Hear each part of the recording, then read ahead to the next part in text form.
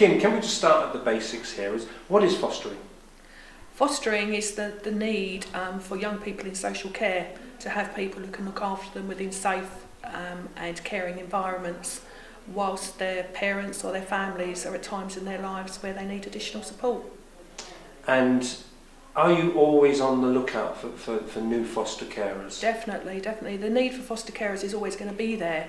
I'm often asked when I'm recruiting from existing foster carers as to why you're recruiting if we have vacancies within our foster carer group. Reason being that there's not square pegs and square holes, there's round pegs and square holes, and it takes all sorts of people to foster, so we're always recruiting. So what happens? So somebody sees this film in Thurrock or Harlow and they thought, that'll be interesting. What's the process? The first step really would be to probably either ring me directly. I can add the details in, personal details, email. We have a website, www.cffa.co.uk, and there is somewhere there that you can register an interest. There are some criteria that clearly you need. You do have to have a spare bedroom, but outside of some of that, all sorts of people foster. So that would be your first step, and then you'll be contacted by myself generally. I do have some people who support me, but generally I'm the first port of a call.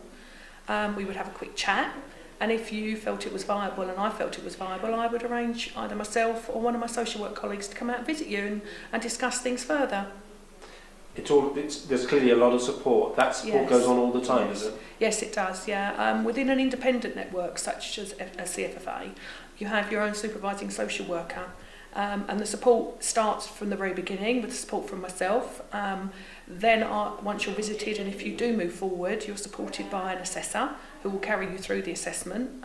We would do all sorts of checks, and the culmination of that process would be a fostering panel. If you do become an approved carer, you will be allocated to an independent social worker who would support you and your family, and they work with you and your family to ensure that the placements you receive are as good a match as possible, and that any issues or any problems or concerns are dealt with quickly and efficiently to ensure that both the family and the young person receive the best possible care. So from the first point of contact that a possible carer may have with you to actually caring, is there an average time? Average, we like to say, is 4 to 6 months. We do very, very much want to get it through before that, but a lot of the stuff, a lot of the checks that we need to do, a lot of the assessment process we need to do is reliant on other people. The assessor, for instance, will arrange to visit usually over a dozen or so visits, and they're at the respective carer's convenience. The checks that we do would include things like medicals, the CRB checks, now called disbarring service checks. We would need to do additional references, employers' references. All those things take time, but the aim is that we do not want to delay the process any longer than we have to.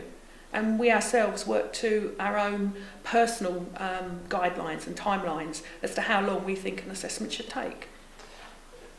Do the carers, once they're off and running, so to speak, do they work in silos, or do they ever get to meet other carers and share practice? Yes, very much so. From the very, very beginning, we allow carers to sort of a mentor arrangement. The first contact really will be at Skills to Foster. Skills to Foster is a 3-day process that is part of the assessment process. And at that point, they will meet prospective other foster carers in a group. And then we do have, on the 3rd day, we do have one of our own foster carers who comes in and will be available to talk to existing carers as to what it's really like, any worries they've got. Following approval, obviously there's an additional amount of training that is required to be done.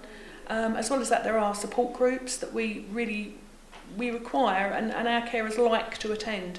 And at that point, they do build up networks between themselves. What do carers get out of it? From my perspective, I've worked within the environment for quite a long period of time, and I've spoke to and worked with many, many carers. It's a really rewarding, very challenging thing to do. It's fulfilment both for the carers and for the young people, and the best possible prospects for us at the placements, if need be and if appropriate, go to long-term situations, and carers receive numerous benefits in terms of knowing that they have made such a difference to a young person's life, and that young person will come back and visit them way beyond independence, and it's just such a satisfying thing for them to do. Kim.